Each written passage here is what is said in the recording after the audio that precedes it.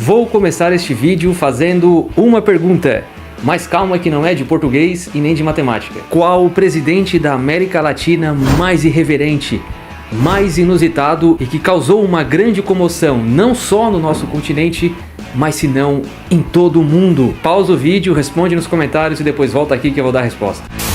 Seguramente alguns pensaram no Lula, no Bolsonaro e até mesmo no Javier Milei, que acabou de ganhar as eleições na Argentina. Mas não, o presidente que está causando o maior bafão aqui na América Latina, que está dando o que falar, é o presidente de El Salvador. Sim, Nayib Bukele.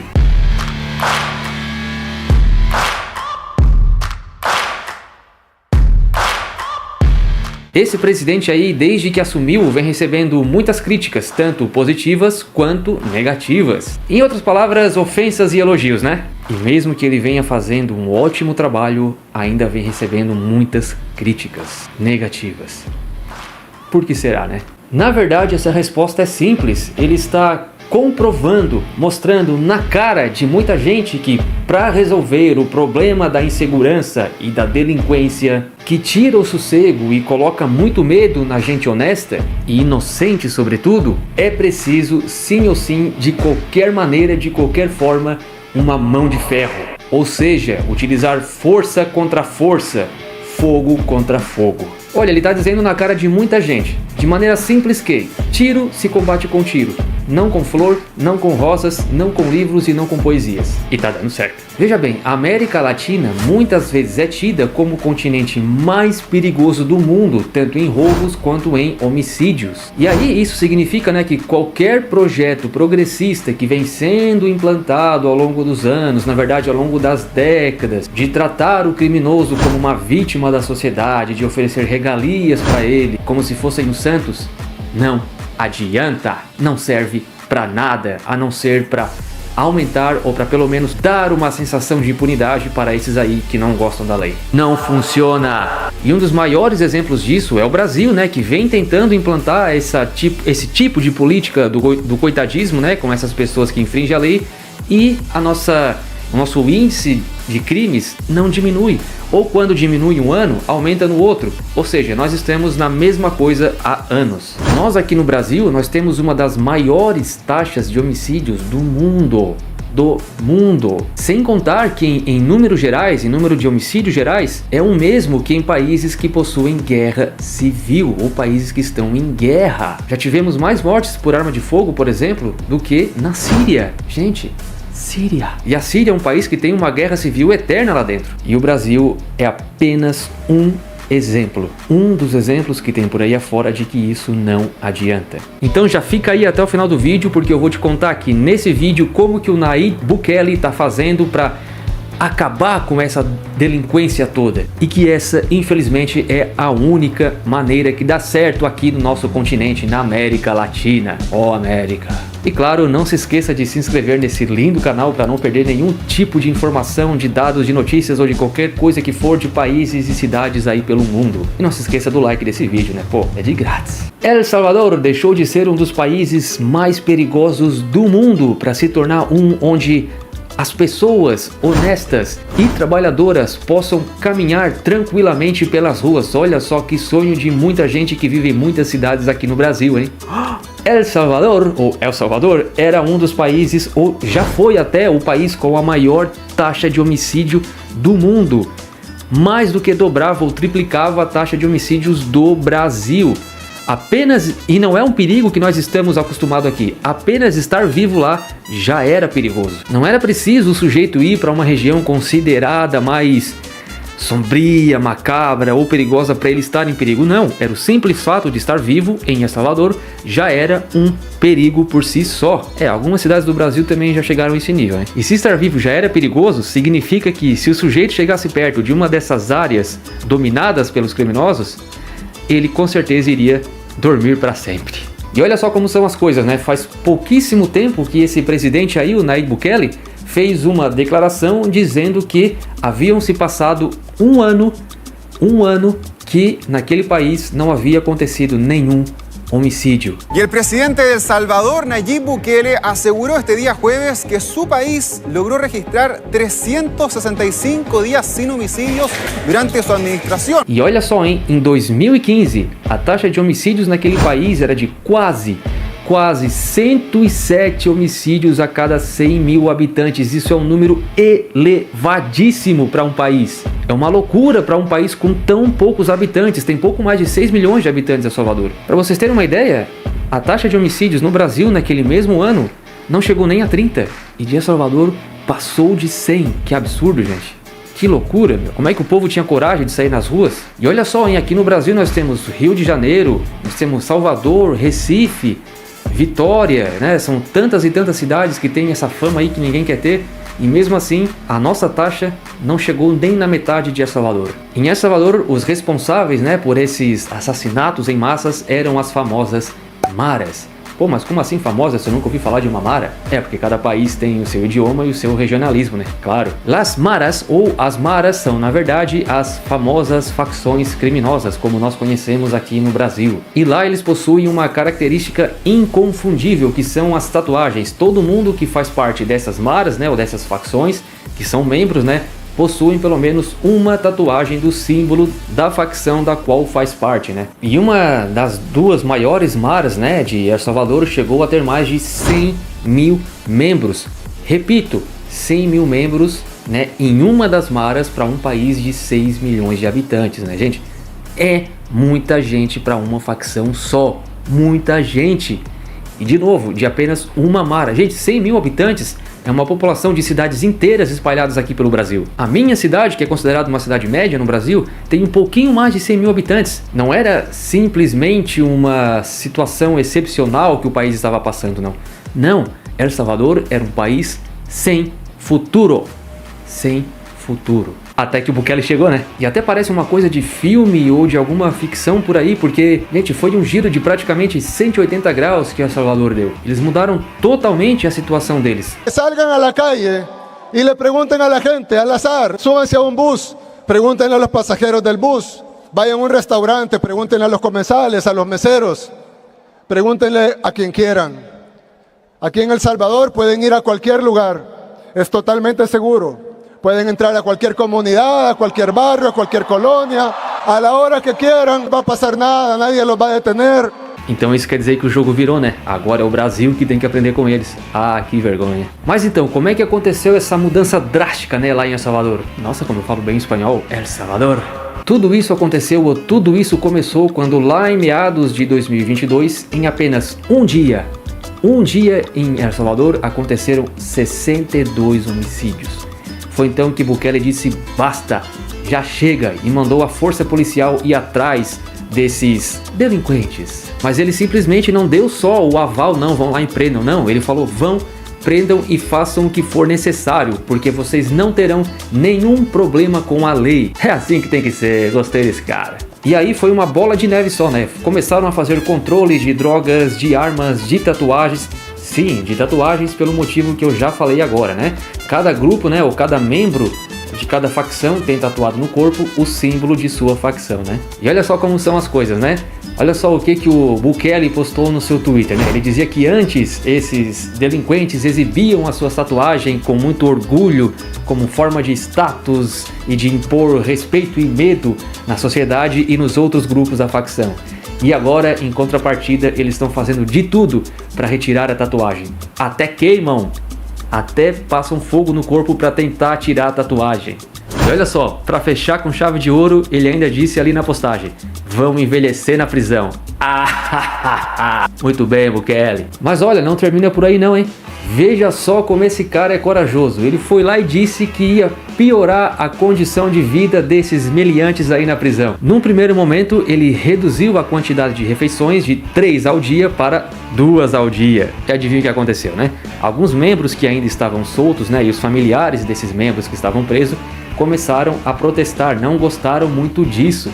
E aí eles prometeram vingança, se vingar. E adivinha o que o Bukele fez? Por ahí andan rumores que quieren empezarse a vengar de la gente honrada, al azar. Hagan eso y no va a haber un tiempo de comida en las cárceles. Uno. A ver cuánto tiempo duran sus homeboys allá adentro. Les juro por Dios que no comen un arroz. Y vamos a ver cuánto tiempo duran. Y no me importa lo que digan los organismos internacionales, que vengan a proteger a nuestra gente, que vengan a llevarse a sus pandilleros. Mas nada é tão ruim que não pode piorar, né? Olha só a mega prisão de primeiro mundo que esse cara construiu no país dele. Até o momento foram confiscados pouco mais de 7 mil smartphones dentro dessas prisões, né? E agora alguém deve estar pensando, né? Coitados, vão ficar sem Instagram, WhatsApp, YouTube, TikTok e tudo mais. Coitados. Mas o problema não é nem esse. O que acontece é que esses grupos são extremamente organizados. E aí, se eles têm celulares dentro das prisões, pode ser que eles se organizem dentro das próprias prisões e continuem mandando naqueles que estão fora das prisões. Então Bukele, que não é bobo nem nada, foi lá e confiscou todos esses celulares aí. Tolerância zero. Isso aí, junto com outras medidas, né, tomadas pela presidência, né, de El Salvador, fez com que o crime naquele país diminuísse pela metade em apenas 2 anos. Tempo recorde para a diminuição de crimes pela metade. E como vocês devem ter notado aí pelo vídeo, né, vocês com certeza perceberam que ele é muito jovem. E de fato né, ele é o presidente mais jovem de toda a América Latina, com apenas 42 anos. Um pouco diferente de algumas múmias que nós temos por aqui, né? E apesar de ser o mais jovem, é o que tem o maior índice de aprovação de todos os presidentes aqui do nosso continente. Com mais de 90% de aprovação, gente. Isso é muito. Quem será que não apoia, né? Adivinha quem são, vai. Escreve aqui embaixo, deixa aqui embaixo quem é que não apoia o governo do Bukele. Quero ver se tu tá pensando a mesma coisa que eu tô pensando. Olha, gente, apesar da idade, ele tem muita coragem na hora de tomar as atitudes, né? Como, por exemplo, ele foi o primeiro presidente a querer adotar o Bitcoin como uma moeda corrente no país. Olha a carinha dele aí, né? Ele é tão famoso, mas tão famoso aí mundão afora, que ele tem mais de 6 milhões de seguidores no Instagram. Mas isso é pouco, porque os famosos por aí tem muito mais, não sei o que, blá. Mas não esqueçam que estamos falando de um país com um pouco mais de 6 milhões de habitantes. Olha só, para a gente fazer uma comparação aqui, né? O líder do nosso país, o presidente do nosso país, tem um pouquinho mais de 13 milhões de habitantes. Mas, gente, enquanto o Bukele tem 6 milhões de seguidores, um pouquinho mais, o país dele tem 6 milhões de habitantes, um pouquinho mais. Enquanto que o nosso presidente tem um pouco mais de 13 milhões de habitantes, o nosso país tem mais de 200 milhões de habitantes. Ou seja, é como se praticamente todos os habitantes do país, né, de El Salvador, seguissem Bukele. Mas claro que não é assim, né? Porque existem pessoas de outros países que seguem ele, né? Inclusive alguns amigos meus no Instagram, eu vi que seguem ele também. E são brasileiros, né? Se fossem mexicanos, argentinos, venezuelanos, tudo bem, porque é do mesmo idioma. E claro, o Lula tem 13 milhões porque pessoas também de fora do Brasil seguem ele. Ou seja, isso só pode significar uma coisa, que o Bukele está fazendo as coisas bem e muito melhor do que o nosso presidente. Porque senão o nosso presidente teria muito e muito mais seguidores. Quer dizer que a aceitação nacional e internacional do Bukele é muito maior. Isso aí claro que vem das suas políticas inovadoras, né, e principalmente da sua mão de ferro. Porque, gente, é como se em El Salvador as maras ou as facções funcionassem como se fossem um estado à parte. Elas não obedecem às leis do seu país, elas têm as próprias leis. E nem polícia, nem exército, ninguém conseguia entrar lá antes, ninguém tinha coragem de entrar lá antes. Em contrapartida, hoje aquele país se encontra com os níveis de criminalidade mais baixos desde a Guerra Civil que assolou aquele país lá nos anos de 1992. Então, quando o presidente resolve o maior problema do seu país, é óbvio que a aceitação dele vai ser elevada, é óbvio que a moral dele vai ser elevada e ele vai ser internacionalmente conhecido, porque ele resolveu o maior problema do seu país. E ninguém nunca resolveu o maior problema do Brasil. Ninguém. Eles só aumentam, né, o nosso problema. El Salvador era também um país extremamente corrupto, muito corrupto e, consequentemente, com uma economia muito fraca, sem praticamente nada ou quase nada de investimentos do exterior, né, dentro daquele país. É claro que esse tipo de situação não vai mudar de uma hora para outra, né? Mas no caso de El Salvador já está começando a mudar. E olha só, o país já recebeu um investimento estrangeiro de 25 milhões de dólares para a força policial. Se esse investimento tivesse acontecido nos governos anteriores de El Salvador, dificilmente esse dinheiro iria chegar aonde tem que chegar. Não iria chegar. E digo mais, se esse investimento fosse para outros países aqui da América Latina, esse dinheiro também não iria chegar ao seu destino, porque muitos políticos iriam pegar a sua parte e colocar nos seus bolsos, nas suas carteiras. nas suas malas, na gaveta de suas mesas. E sabem para onde foi esse dinheiro lá em El Salvador? Para financiar o primeiro centro de investigação forense de El Salvador. Olha só que coisa mais linda. Quanta modernidade, gente, espetacular. Pela primeira vez na história daquele país, a polícia vai poder fazer exames de DNA para resolver crimes. Olha só que coisa boa. Bukele também mandou construir o maior presídio da América Latina. Pô, isso aí era para ser no Brasil, né? Tanto pela quantidade de habitantes que nós temos, quanto pelo nosso índice de criminalidade, né, gente? Mas não, foi lá para um país de 6 milhões de habitantes. E isso, consequentemente, transformou o país no país com a maior população carcerária do mundo. Olha só quanto amor. Lá eu acho que o amor venceu. Lá eu acho que o amor venceu. É assim que deve ser tratado os seres sem piedades, com água fria no... Será que um presidente tipo Bukele faria bem para o Brasil? Vamos lá, quero ouvir tua opinião. Pô, ouvir não, né? Quero ler a tua opinião. Então vai lá, escreve aqui embaixo qual é a tua opinião sobre essa questão aí, hein? Bukele tem aquilo que falta em muitas pessoas e políticos por aí. Bolas! Não, essa não. Aquela que vocês devem estar pensando mesmo. Por isso que eu dou todo o meu apreço, meus parabéns e meu apoio para esse presidente que faz o que precisa ser feito sem medo, sem hesitar. Meus parabéns. E que continue assim mesmo, porque ele está transformando um país que não tinha futuro nenhum e que estava fadado ao fracasso em um país modelo, em um país exemplo a ser seguido por muitos outros. E o Brasil não é uma exceção. Agora me digam, quantos de vocês que estão aí assistindo esse vídeo conheciam ou já haviam ouvido falar de El Salvador? Provavelmente aqueles que já ouviram falar de El Salvador antes da ascensão de Bukele era por causa da onda de criminalidade. Já hoje não é mais por isso. É simplesmente pela mudança para melhor. Ele foi o primeiro presidente da nossa geração, né, da nossa época, a focar nos direitos daqueles que realmente merecem, daqueles que realmente precisam, das pessoas honestas e trabalhadoras, das verdadeiras vítimas. Como sempre deveria ter sido, pô. E que lição que Bukele está dando ao mundo? Que não importa qual é a situação que teu país se encontra, que se é preciso tomar medidas drásticas e fazer a coisa direita, a coisa correta, que seja feita. Porque com isso o país pode melhorar.